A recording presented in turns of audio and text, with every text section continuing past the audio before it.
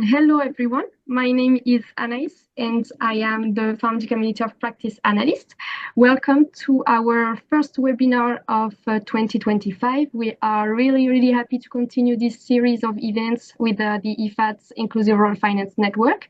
And today, particularly, we will discuss about private sector engagement for adaptation finance GEF Innovation Grant. So as I said, this webinar is co-organized and promoted by the IRF network from IFAD and FAMD, which is hosted by the Platform for Agricultural Risk Management. As usual, many of you are following all these events, so you already know that, but I inform you that this session will be recorded and also available on replay and shared on our website and social media afterwards. And we will have a session dedicated for questions and answers towards the end of the event. But you are more than welcome to add all your questions all along the webinar using the chat box on the bottom of your screen. And I will also now use the chat to share with you the link to our founding community of practice, which is an interactive space for exchanges on agricultural risk management. And I will also share with you the link to the Inclusive Rural Finance community of practice. And of course, we highly encourage your subscription, and we look forward to exchanging with you there. And now, without further ado, I will leave the floor to Lorna Grace. Over to you. Thank you, Neil. Good afternoon, good morning for people like me, and good evening for our friends in Asia Pacific. I'm delighted today to be here with you to introduce our guests who have been working or will be working on these particular adaptation finance projects. Adaptation finance for me has been a really key element of my work, really trying to make the business case for adaptation investments and adaptation, and obviously adaptation finance as it links to it. So it's a really big pleasure to be able to do this. So today we have as our guest Hanadi Tutunji. Hanadi is a global financial inclusion expert, and she currently holds the position of the Technical Assistance and Partnerships Manager at the Grameen Crédit Agricole. And she was the Financial Inclusion Officer at the UNHCR Regional Bureau for East and Horn of Africa and the Great Lakes in Nairobi.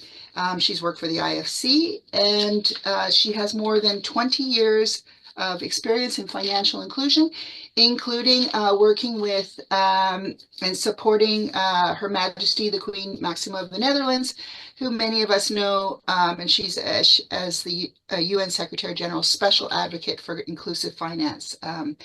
Hanadi worked with microfinance institutions in multiple senior management roles, so she brings that important management experience, especially in displacement and conflict settings. And she's worked with international NGOs on market research, training, and staff development, fluent in Arabic, French, and English, and has worked in many parts of the world, MENA, Asia, and Africa.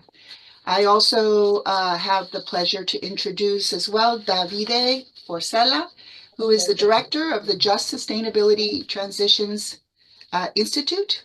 We call it the Just Institute. And it is a not-for-profit, member-based entity that catalyzes market development towards climate change and biodiversity positive, inclusive finance.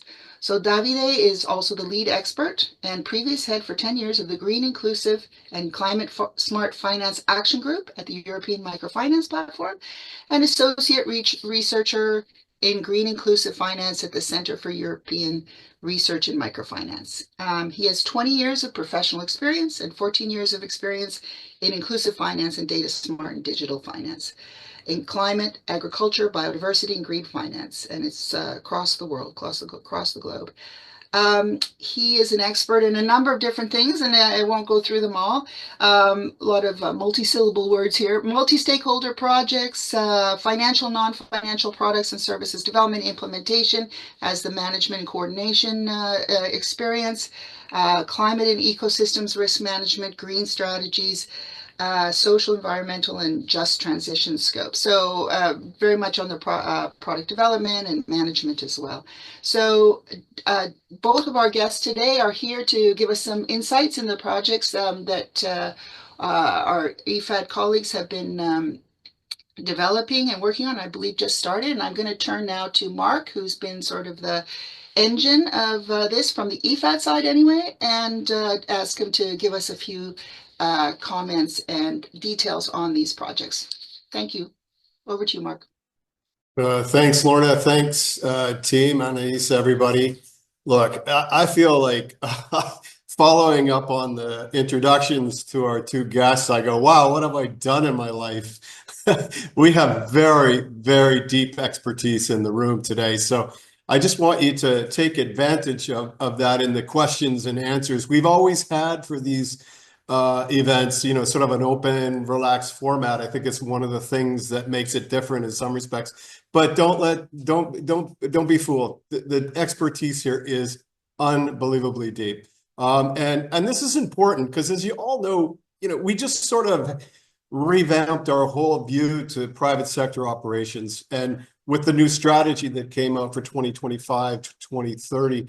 And we know it's sort of a carry on from the last one we had. We're going to support inclusive and sustainable private sector development and investment in rural areas and food systems. So it's a little bit different, but the objectives of it are the same, and they fit really nicely with these two grants, which is enabling the private sector in rural areas and food systems to deliver jobs, markets, finance, technology, services, technology and innovation. I want to underline that one, to our beneficiaries and our clients, small-scale farmers and rural poor.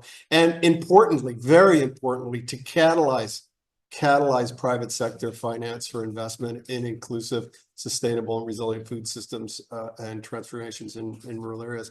Now, the two projects that we're going to discuss today, they predate the new private sector strategy, but they clearly manifest the spirit of that strategy. And I'll give you a tiny bit of background on this. Why did we enter into this? Well, one of the reasons why we entered into this partnership was because if you think about the value, inclusive rural finance as along a value chain, like anything else that we work with in business, you know, we have the money coming in, and then we have the money going out. And we look in these two projects, in addition to the parts in the middle, but really important, money coming in. How do we get money coming in from the private sector? We need to be able to prove that we have financially responsible and high impact investments. That's one part that's very important. That will attract money that has inclinations towards that kind of investment. And at the very end, we have to have the ability to understand what the risks are, particularly financial risks, but also the climate risks. And so how do we get the money out the door responsibly so that whole value chain can work properly in the time of increasingly difficult climate impacts on the smallholders that we work with? So that's really important that we see, particularly at the front end, but also at the back end where the money goes out, that these projects look at. So what are the projects? Well, they're GEF grants. They're GEF innovation grants for the private sector. And these two specific grants look at strengthening the institutional frameworks and investors and the inclusive rural finance service providers, their capacity to manage smallholder farmer climate risk through investments on farm. We're looking at 5 countries: Senegal, Morocco, Colombia, Benin, and Zambia.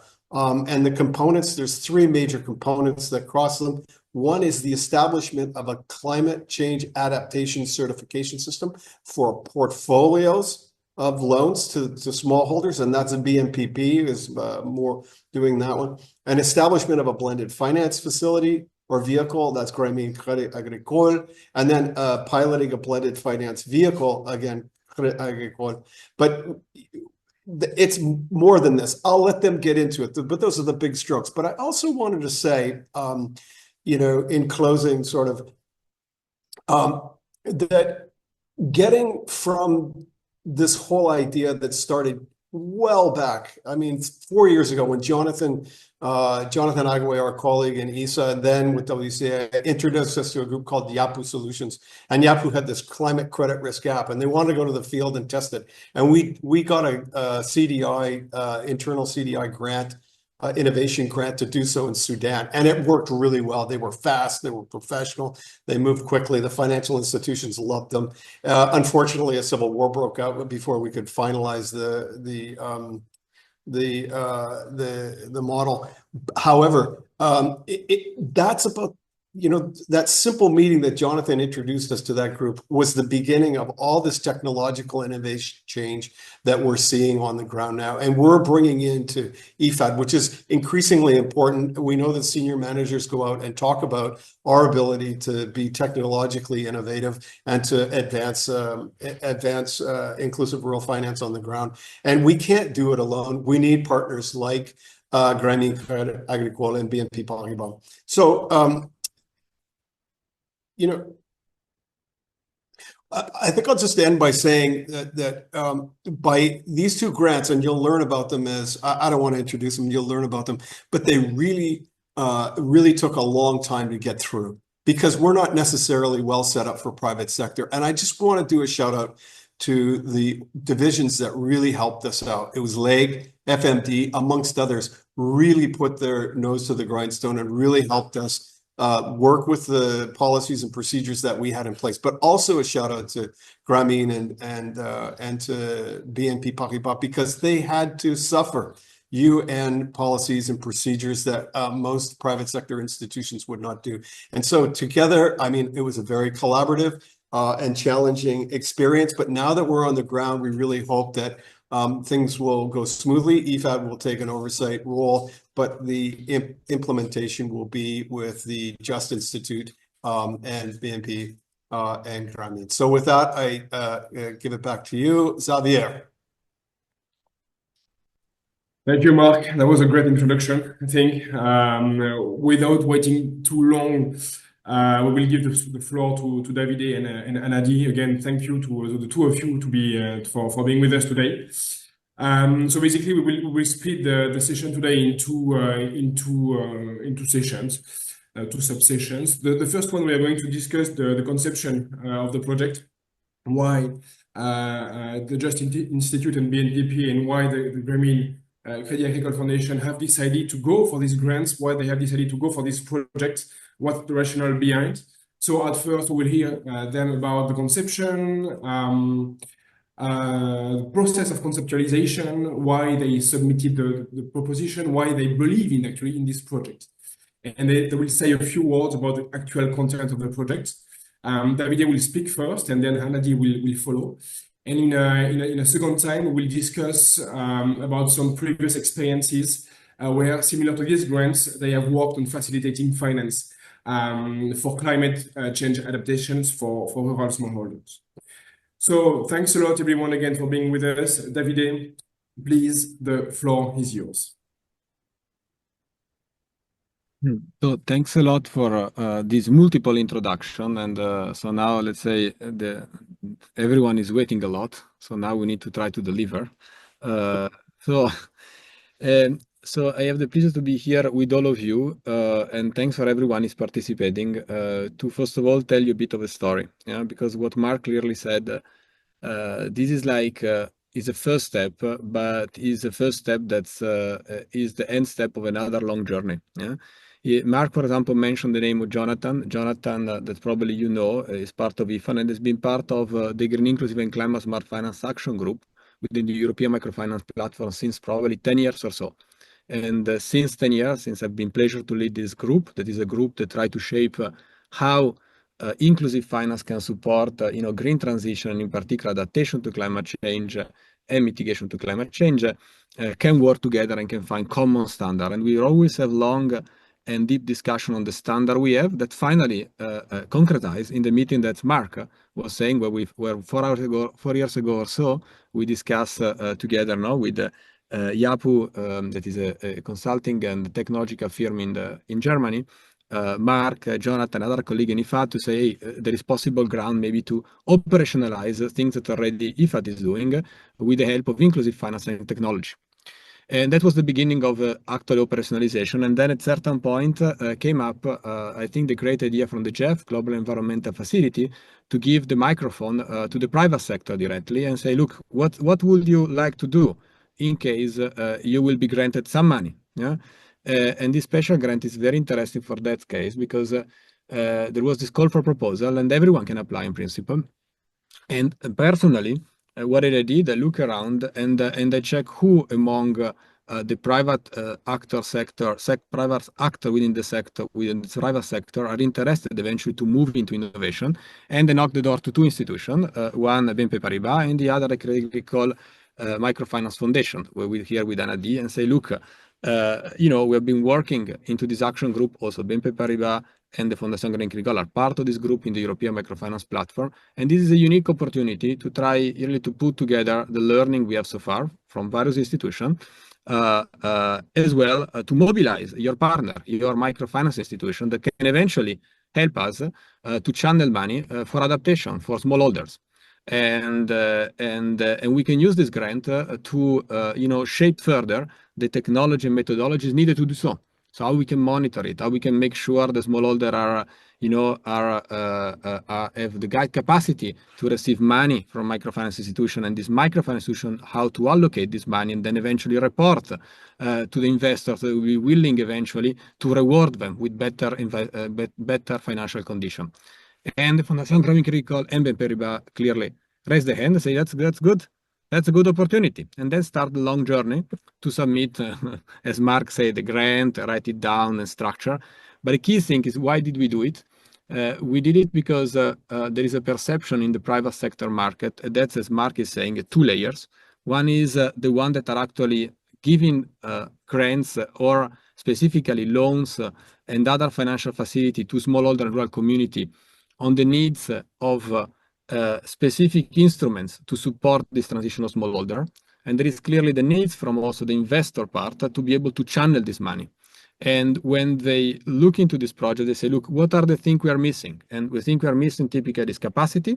We don't really know how to do. We need to get support by various stakeholders on improve and shape it better what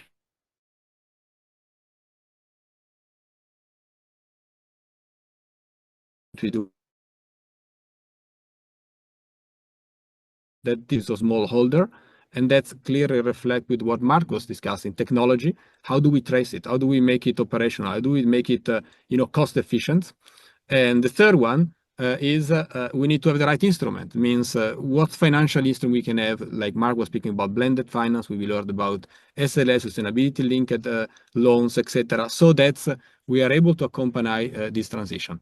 And so the journey started, and we got together. And I will tell you a bit more about the journey of the Just Institute. It's about being a member-based institution. By the way, the Fondation Grameen Crédit Agricole and BNP Paribas are part of our member.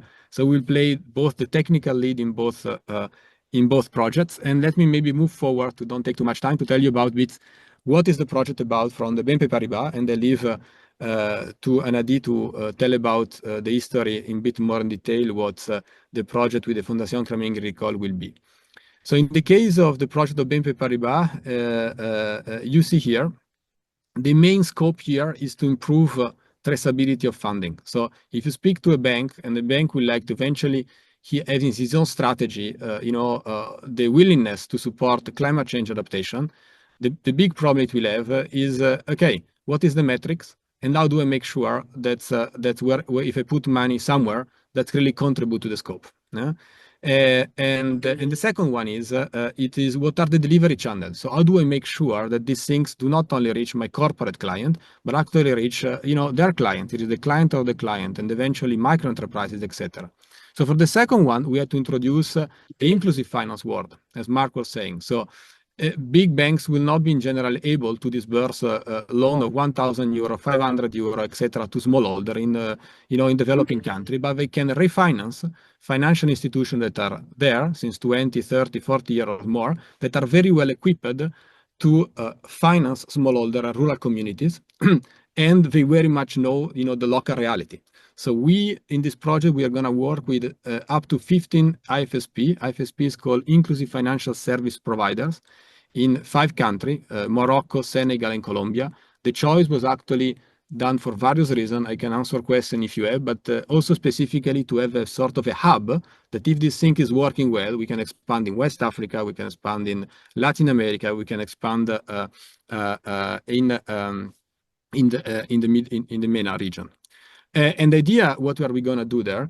We're going to improve a protocol that we've been co-designed some time ago to assess the portfolio of this microfinance institution. So microfinance institution naturally finance smallholder, natural finance rural actors and micro enterprises, but in general, they don't have a clear view on how much of this part of financing is supporting climate change adaptation. So this project is going to work on improving the protocol to analyze the portfolio of this microfinance institution and understand how much of the portfolio we have in agriculture, for example, can be claimed to contribute to which level to adaptation to climate change. To do so, we're going to use two main innovation or two main tools, let's say.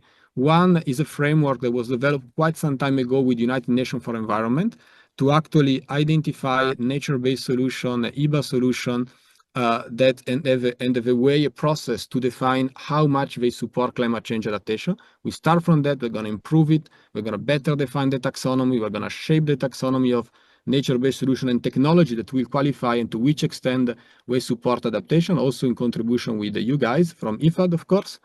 And then the other one is to pass through a technology, because then technology-wise, as you see the contribution of Yapu solution, we need them to be able to look inside the portfolio and be able to analyze loan by loan and understand how much a loan gave to a smallholder in Senegal with 1 hectare and cultivating, for example, onion tomatoes, is contributing or not to climate change according if it's been financed a drip irrigation, a diversification of culture, a restoration of soil, etc. And then we'll kick in a process of certification. Certification means once we know what is in the portfolio, what we do next, we are going to re-verify them with a third independent party and then certify to which extent this portfolio contributes to adaptation to climate change. That's what we will do in these projects. What is the hope? Why we're going to catalyze financing? It's going to catalyze financing because having better clarity in terms of disclosure of contribution to adaptation to climate change, and then possibly to improve the capacity to support the climate change will catalyze financing to the private sector, for example, BNP Paribas and others, so that they can eventually refinance this institution with dedicated conditions according to their capacity to disclose and progress. Eventually, the hope is that this better condition will then can be transposed to smallholder that adapt, will have then better condition. Why? Will have better condition because also will be less risky. So I'm going to stop here because I took my 9 minutes 32 seconds, and eventually leave to Anadi or to Xavier the next step. Thank you, David. You were perfect regarding the timing and also very interesting presentation in terms of certification of the portfolio for these partner financial institutions. But now let's go to Anadi, please, and the grant project with the Grameen Foundation. Thank you, Anadi. Thank you, Xavier. Hello, everybody. Thank you for having us here today. Just very quickly, the Grameen Crédit Agricole Foundation is a private sector foundation. It was created through a partnership between Grameen Trust and the Group Crédit Agricole in France. So we look at things from a private investing perspective. And the reasons I'm not going to talk about the details of the projects because it's very similar. We want to tackle climate change. We want to focus on climate change adaptation. We want to focus on farmers. And we chose for our project with the Just Institute, we have 3 countries, Senegal, Benin, and Zambia. And for the foundation, what the project aims to do is to make those institutions investment ready from the perspective of climate adaptation focus investment ready. So help them get their capacity strengthened, help them have the software that create the indicators, define the indicator, measure the indicators, and follow on these indicators, use technology to the best of their capacity in order to work on climate adaptation products with the smallholder farmers they serve, and even when it comes to the food industry, like the agriculture industry.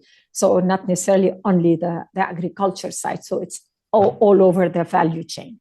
So this is our aim. And what we focus on all the time is having blended approaches. I know this is becoming kind of a cliche sometimes, but it is needed. So we're going to do, we always do grant and we do loans, and we do performance-based loans or KPI-linked loans. And what we're going to do, we're going to use grants to work with the Just Institute and Yapu Solutions on developing the indicators, on getting the institutions ready for future investments. And we're going to use also our private investment department in order to give KPI-linked loans to those financial institutions that we're going to work with. So first of all, what we're going to do, we're going to select 4 to 5 in the project we did 4. So we're trying to do a project to prove that there is a business case in approaching it from a blended perspective, and that there is a business case in setting up and measuring climate-related indicators. So not the usual indicators, but focused on climate change. So as Davide was saying, when somebody asks what my money will do, we can actually show indicators on this money and definitions, clear definitions on these indicators. And the third thing is to deploy those investments and prove to future investors who are not high risk taking like we are. We are a high risk taking usually institutions. So we lend in local currency, we lend in places where nobody else goes. We go to tier 2 and tier 3 institutions as well. So what we're going to do is we're going to deploy our investments as well after a due diligence. So of course, we always do due diligence. And we're going to start investing in these areas with the hope to attract future investments. This project will also include, we're going to set up a framework for investing on climate change adaptation that other stakeholders might be able to contribute to. We could use as a basis to develop it later. We're not going to crack it on our own, of course, but it will be a beginning to set up a framework for investing on climate change adaptation. So this is in a nutshell the project we're going to do with the GEF, IFAD, Just Institute, and Yapu Solutions.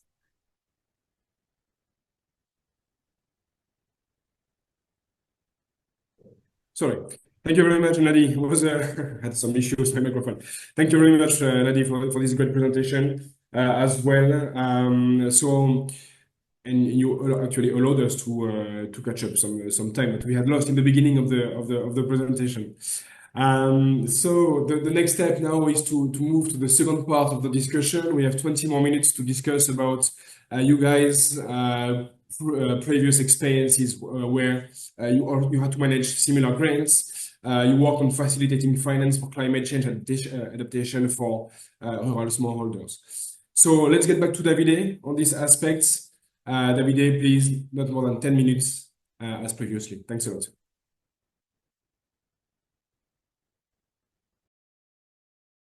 And your microphone is off, Davide, please. Sorry, you're right. So thank you. Thanks a lot. I will just use this slide to go through what we have been doing, a bit what we have been learning. Maybe just 2 words for the present that don't know. Maybe the Just Institute has said, first of all, we are a non-for-profit member base. We were actually funded and launched by, a set of private-public actors, exactly with the idea that we would like to go beyond project implementation. That basically is the reason of our existence. So we want to catalyze existing technology tools and framework, work on improving them, expanding them, and extending them to the scope of adaptation to climate change and biodiversity conservation and inclusion. And make them available to the largest part of sector as possible, of course, for the benefit of smallholder, farmer, rural communities. So our idea was when we have been launched, and the original launch was by a joint idea from the group BNP Paribas and the Global Environmental Facility, actually, was to how can we make sure that we catalyze the knowledge that is there and we make it operational, and how we can make sure that when we work with within this kind of grant that are super exciting, the project is not finished at the end of the project. It is just the beginning of something that we can then eventually keep on improving collectively with the private and public partnership, and then making scaling up within, for example, IFAD and within the private sector. Yeah? And to do that was also the origin of the methodology we put in place, because the idea when we designed the project as well, as Mark was saying, we co-design it. Yeah, and it's quite difficult, honestly, to co-design a project from the private and public sector. there is quite an interest from both on the same topics, I should say, because I'm been dealing with both since a while, United Nations, World Banks, various developing banks, but also private sector banks, etc. And the intention is sort of similar, but the approach is pretty different. So first of all, we help and we keep on helping and shaping new projects so that the private and public sector can co-design these projects, not just because it's nice, but because also the private sector will feel that if the project is working well, what is happening into the project is not just CSR, can be transformed eventually into their core business. And you don't want to underestimate that the transformation is at least as important of the innovation, because we do too many innovations without a follow-up. Question is, which innovation makes sense that then can be transformed in core business? Because unfortunately, as you know better than me, climate change is our is our reality and still is not the core business. So how do we make it happen? So the Just Institute basically works in this direction. And what we do in terms of experience, just to give you an idea, we identified various blockers to that to happen. One, as I said before, is the lack of traceability. The other one is lack of capacity. The other is lack of specific financial instruments. And our daily life is just to work on those. So, for example, in the lack of capacity, we have, and I would believe is a sort of unique experience, and you will be surprised this unique experience, but still it is, I think, started running since 3 years, cycle of training for financial intermediary institution. So we train financial intermediary institution worldwide. This could be microfinance institution, could be local banks, could be cooperatives, any kind of financial institution that then refinance micro, small, medium enterprise, in particular rural area and smallholder, to understand how to identify the climate risk, the biodiversity risk, and then how to identify practices and technology to reduce this risk. This is an ongoing thing. Here, for example, the institution we are working as of today in 37 countries and 61 financial institution, delivering there, I think, a result 2024, more than 10,000 cumulated hours of training, and we put them up to speed with tools. We help them on using tools, many times are also public tools, but we make them usable, if you want, so we digitalize them, we make it smartly to use, so the financial institution can use these tools to have an extra financial assessment of their client. Say, okay, good, if I want to know how risky is this farmer for droughts, how do I do? And if I want to assess how good is the guy to actually implement a drip irrigator, and eventually how can support him to get up to speed, how do I do? So this is one big package of things we do. And we are now, I think, of the sixth cycle of training in this direction. The other things we do is about transparency, as said. We spoke about the portfolio certification, but we also develop and design, I think even here it's for the first time in inclusive finance sector, a certification protocol where you would like to know how ready is a financial institution to support the climate change adaptation and biodiversity conservation for their smallholder clients. As of today, there has been a framework design, but no one took the risk to make a certification. And we say, you know what, we take this risk because we need to do it. We need to improve, the traceability. And so we go with the financial institution and we try to understand the strategy, the process, the policy, the risk management, the product and service, etc. And then we put out, a label of transparency because they are transparent on that, and then the score, how good they are compared to the best standard designed in the last 10 years or so. As Mark was saying, there is quite some history out of that to accompany their smallholder farmer to adapt to climate change to preserve biodiversity. And last but not least, what I think we are pretty proud of is we have been working both long ago, 3 years ago already, or 2 years ago with the Crédit Agricole, the Fondation Grameen Crédit Agricole, to work on their first SLS, sustainability linked loan, that then the Fondation has been putting in shape and improve it, etc. And we will reward together in this project, but also with the BNP Paribas, and globally to design a new project that is called an ISLF. I just want to spend my last 2-3 minutes on that because I think it's quite an interesting product. ISLF means inclusive sustainability linked financing. So what it is, as Anadi was saying, you would like to reward your investees if they do better in terms of adaptation to climate change. Not just because it's good, because it's also normal. Because doing better in adaptation to climate change also means that your investees is less risky. So it's just normal to decrease the interest rate for a bank. It's just not doing it because it does not know. It does not know which institution are adapting. It does not know which of the clients are adapting. So having what I maybe want to pass as a message, having the private sector to embark the journey of adaptation to climate change could be quite natural for a financial institution. Why? Because if you're adapting to climate change, you're less risky. If you're less risky, I reduce my interest rate. And I don't even need to have grant money to do that at the end of the day, if I know what to do, because it's just less risky. Yeah, the question is, what is the technology? What is certification I can trust? How we can make in capacity the various actors to do so. And the ISLF that works with adaptation to climate change, it also works with biodiversity conservation, and more broadly, we apply that also on more broadly environmental performance overall, is an instrument that is inspired by the SLL. The SLL is like a loan with the interest rate that decrease if your client achieves certain targets. For example, number of solar panels disbursed per year. I claim 10 this year, 100 next year, and 1,000 in 3 years. And the investor say, very good, if I'm able to verify that, I'm going to decrease my interest rate of 0.1, 0.5, 1% year by year. Yeah? The big innovation about the ISLF is, and I'm almost done with that, so I have my last 1 minute, is that in general, the private sector is reluctant to have a big transformation, not because it does not want, because it is risky, because someone needs to start to do what they've never done. And the ISLF accompanying this transition, because I means, first of all, inclusive. So there's no way that you can accompany adaptation to climate change without being inclusive.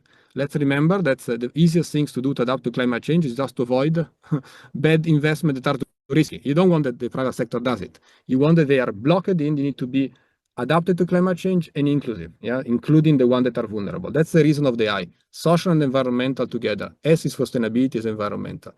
And the other one I think is key that's coming with this ISLF is that it need to include an indicator at least, not can be more, but at least one that is transformative. And transformative means is that your investees has not a real track record on that. That's quite innovative. You are not able now to do it, okay? And it's normal because it's new, but you will be able in 2-3 years. And I'm gonna accompany you to get this capacity. And if you achieve so, then I'm gonna reward you. Yeah, that's basically, we disbursed the first 6 for more than 50 million around, and we are targeting to get to 100 million by summer, and then hopefully to scale it up. I think we will make the proof of concept and eventually knock the door to IFAD and say, how do we do it with the private and public partnership to scale it up? Floor is yours. Thank you, Davide. Very interesting product and services proposed by the Just Institute to contribute to adapt financial institutions' business models towards climate finance. Thanks a lot for that. Anadi, the floor is yours. Not more than 10 minutes, please. Thank you very much. Your microphone is muted, Anadi, sorry.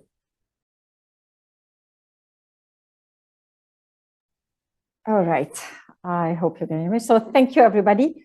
From our perspective here, you must have noticed that I did not talk about why we did this project with the Just Institute and with IFAD and GEF. We did it because actually it is in the name, we are Crédit Agricole. So our focus is agriculture, has always been, and climate change is highly linked to agriculture. Whether we like it or not, especially in the South, in the global South, whether it's the African continent or Latin America or the Asian continent. And we can see actual evidence how climate change is changing the livelihoods of the smallholder farmers, how it's changing the perspectives of investments in the agriculture sector that is usually perceived as very risky, and now it's becoming riskier because of the lack of visibility over a long period of time when it comes on the long term, when it comes to climate change. So what we have done actually is we've always worked on this. This is one of the examples. We are partners with the program that is facilitated and managed by the ADA. ADA is an organization based in Luxembourg who do fund management, who do technical assistance, do a lot. And they're managing this program called Smallholder Safety Net Upscaling Program. And this program is a big program. It's a $55 million program. It works with impact investors. So we have 8 to 9 impact investors in phase 1. It's divided into 2 phases. We are one of the impact investors who were early adopters of this program. And it's a very flexible program. What we do usually is we assess the needs of partners who have an agriculture portfolio, and we design proposals and programs to help them improve on what they need to improve. And you have in front of you 2 examples that we've done. For example, this is Senegal de Filière Alimentaire. It's a rice, it's an aggregator, basically. It's a social business. And they work with small scale rice producers in Senegal. And the other one is a regular microfinance institution, Advanced Côte d'Ivoire. We worked on them on the cocoa industry. And as you can see, the budgets are not enormous. So, which means you don't really need huge amounts of money to do something. If the project is well defined, is well designed, and if it is focused on early wins and efficiency wins, and if the institution is taking part of it, so they're championing it, you don't really need $100,000 per project, depending on the projects, of course. But with a little bit of money, you can actually start a phase 1 of something and then move it to the next level if it works. And what we try to do is adopt this perspective, because all of these are new industries. And for us, it's a new market because we're private investors. We look at it from a market perspective. So what we do is we do a phased approach. And as you can see here, these are 2 projects. We've done 20 projects in Sub-Saharan Africa and Asia so far. We use a total budget for the 20 project of 1.3 million euros, which is not really enormous, but we could see real solutions on the ground with the institutions we worked with. So this is a first example of what we've been doing. The SNOOP program now is starting the phase 2, and we will be also partnering on the phase 2. And with phase 2, what they're going to include in it is a de-risking mechanism. It's still in the discussion, but how we can move further into trying to de-risk investments in the agriculture sector, including climate change adaptation. Next slide, please, Anais. So this is so the first example was on the technical assistance side, and this example is on the investment side. We have what we call Financial Inclusion in Rural Area Fund. We have created a fund thanks to the Crédit Agricole group, actually, and into Suez group. This fund was created, I don't know, in the mid, I think 2015 or 2014, I forgot. But this fund was created to basically work with institutions, invest in institutions, especially in the agriculture sector and in climate and women in rural areas. So back then, climate was not the first thing you say. It was the agriculture and de-risking agriculture and resilience. And we had different words for it. But the results are the same. So basically what we did, we invested so far in 7 microfinance institutions. We reached around 1 million final beneficiaries, 64% of which were women, and 62% based in rural areas. The focus was the rural area. And this fund was basically a fund to start moving investments toward rural areas and try to incite other investors to move more into financing institutions that work into rural areas. Because as we know, when you move to rural areas, agricultural areas, the cost is high. The cost of operations is really high. And institutions usually refrain from going there because they don't want to reduce their profitability. So this is another example of how we work in rural finance, in rural areas, agriculture area. And as we speak, because the project with GEF and IFAD took a long time to come through, so we started working on it in 2022, and it's all good learning experience, because now I think future projects with private sector will take less time because we adapted the contracts, we adapted the administrative processes. Thank you to everybody for being so flexible to bring competing processes together, private sector processes and public processes. So what we've done last year, end of last year, and now we're in the fundraising period, we created a new fund called the Women Climate Adaptation Fund. So it's a $100 million fund, and we're in the fundraising phase now. I did not include it here because it's not a past experience, it's a future experience.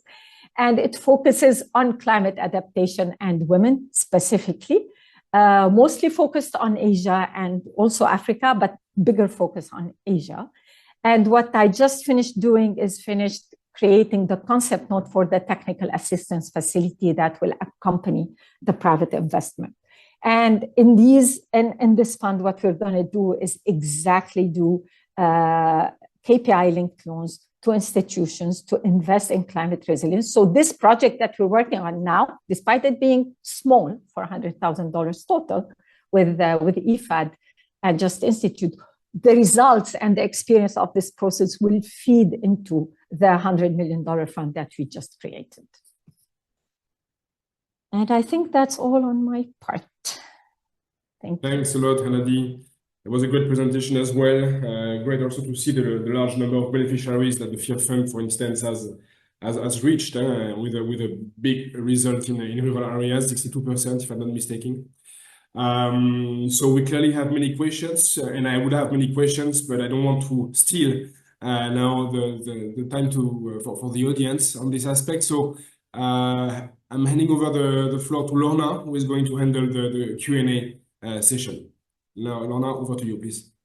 Thanks, Xavier. Okay, everyone, that was great.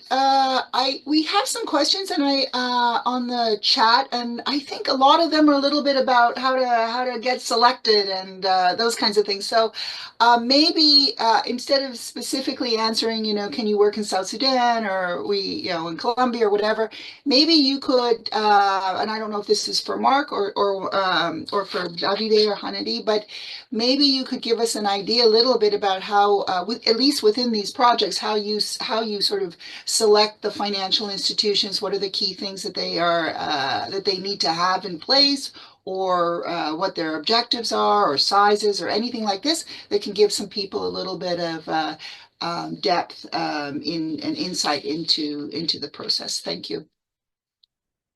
Yeah, I'll just say one quick word is that our hope is that the partnerships with the different country programs will result in investments in financial institutions that directly help our beneficiaries. So that's what we hope is a very important selection criteria. But other than that, I'll leave it up to Hanadi and to David.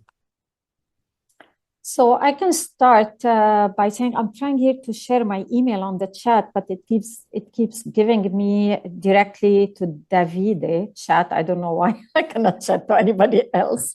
But please, Hania or Anais, please share my email on the chat. The reason I'm saying I want to share my email is to let everybody know that we are open to any country, to invest in any country. So South Sudan, yes.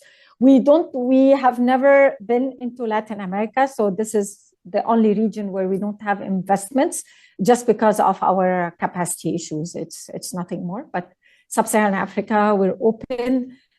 Central Asia, we're open, and in Asia and Pacific region. What we do, so on the TA side, if you need TA for the GEF and IFAD project, it's 3 countries. We cannot include more countries. So it's Zambia, Benin, and Senegal. But we have other opportunities at the foundation where we can co-design a technical assistance project with you, or we can actually consider investments with you. So if you are interested, if you have any questions, please reach out to me via email, and I'll help guide you to the colleague who's best placed to answer your questions. Yeah, and thanks for this. And from our side, I think in particular for the certification of portfolio, the idea is they try to be as inclusive as possible at the very beginning, because we want to experiment these processes actually to improve this process, both for institutions that are pretty large structure and we know they're doing quite a lot, and other maybe that are small structure, but we still need to start. The one that really have not very clear information management. So there will be clearer criteria also of diversity, because one of the best results we hope to is to then improve the protocol that exists within the Just Institute for Portfolio Certification and make it more and more scalable as much as possible. Finally, you want to improve transparency everywhere and not just reward to the one already doing well, but rather understand who is not doing well, how we can do better, and how, if we would like to improve, how then we can attach, a solution as the sustainability linked facility, for example, to the improvement, rather than just rewarding who is doing well. That's overall. In any case, this selection will be done together with the partner. In the case of the project we are managed with the BNP Paribas, will be BNP Paribas, IFAD, us mainly look into that. If you have suggestion, reach us out, probably Marcus are here. So clearly we want to, if you know that in the country where we actuate, there is interest for certain institution, we will do an assessment and tell you, okay, how likely is that we can work with this institution. And closing, I just want to make fully clear that, as said, the Just Institute has not the scope to just do a project. This is just the step number one, hopefully thousands of steps together. That means the tools, the technology, methodologies written in the chat is designed to expand to other projects, other countries, etc. So very happy to start even discussing with other country director and other partner there to how can we adapt, how can we shape, how can we improve with your knowledge, what we will be do there, so that will be, you know, doable and interesting to expand your climate finance. Over. Thank you both. A quick question just to follow up a little bit, because we have some questions here about how can we benefit from something like this, since most of our clients are women-led agriculture organizations, and I'm assuming that's a pretty small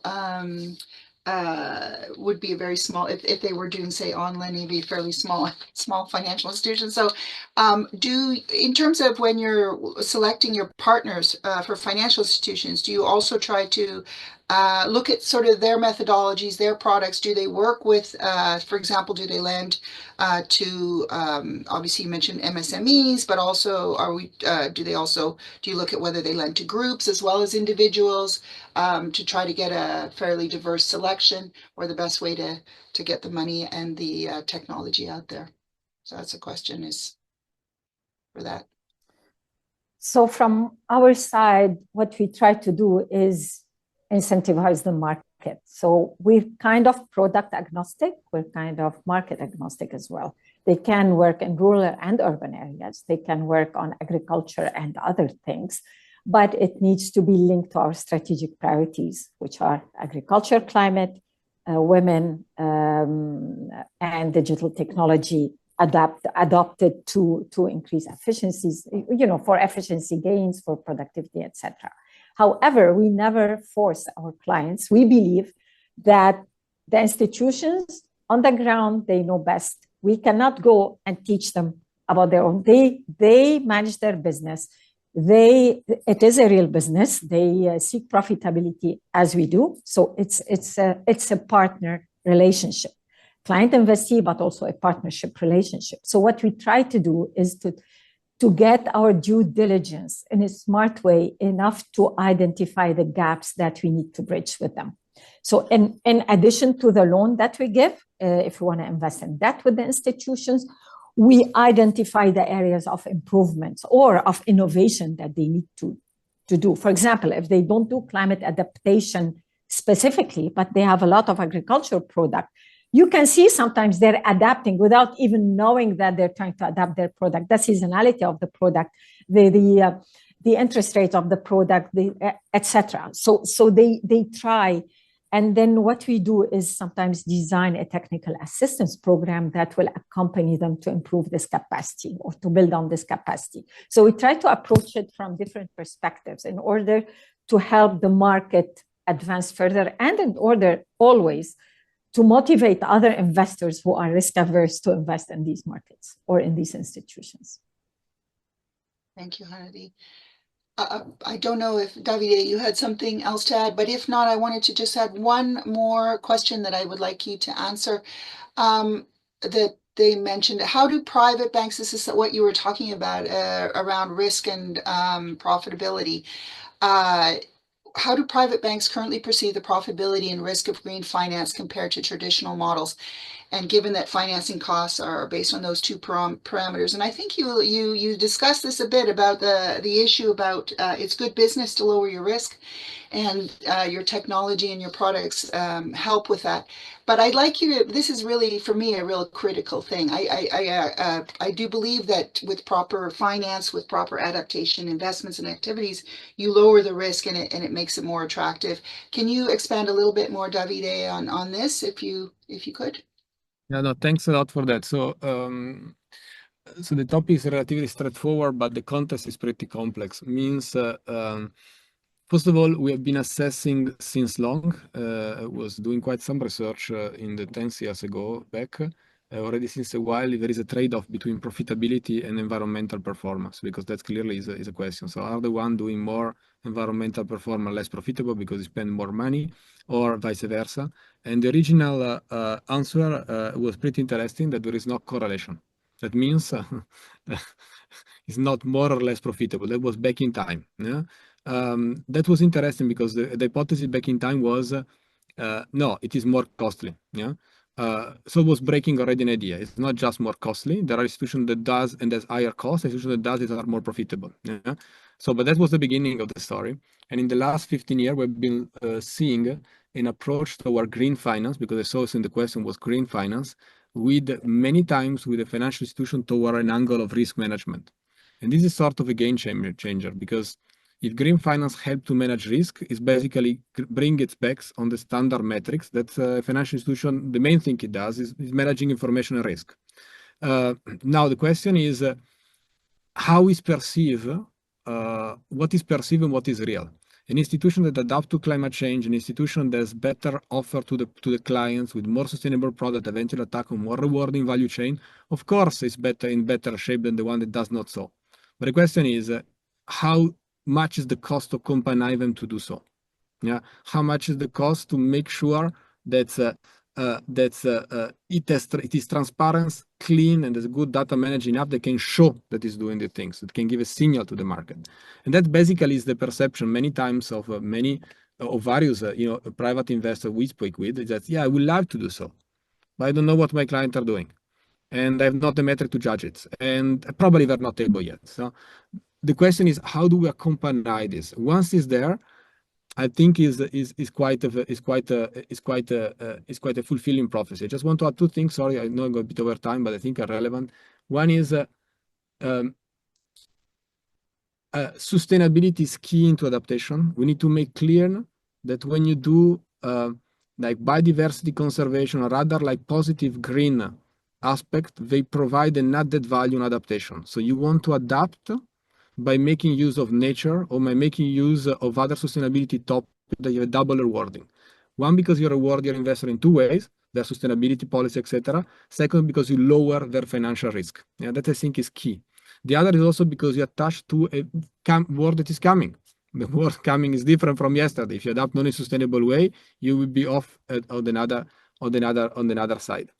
And voila. So this, I think, what I want to share. And the last thing I want to share is inclusivity. Inclusivity, I think, is very key, because I think here, IFAD, we are very happy to discuss and keep on dialogue. You have a key role you can play here, because the natural way, again, I want to state it again, the natural way the private sector will do to adapt to climate change, if we don't help them to focus their financing, is to exclude the most vulnerable one.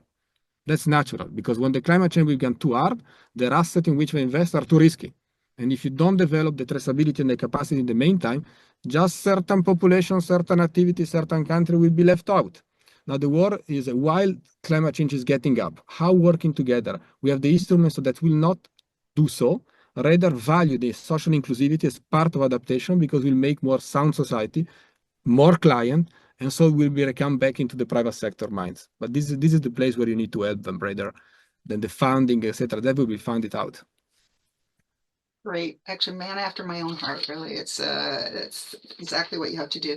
Let me wrap it up. Unfortunately, we're a little bit over, so I'm going to just quickly wrap it up with a few points, things that I learned. And for people who were not able to get their question answered, or you want to reach out, I encourage people to reach out to Davide, Hanedi, Hanya, Xavier for more information.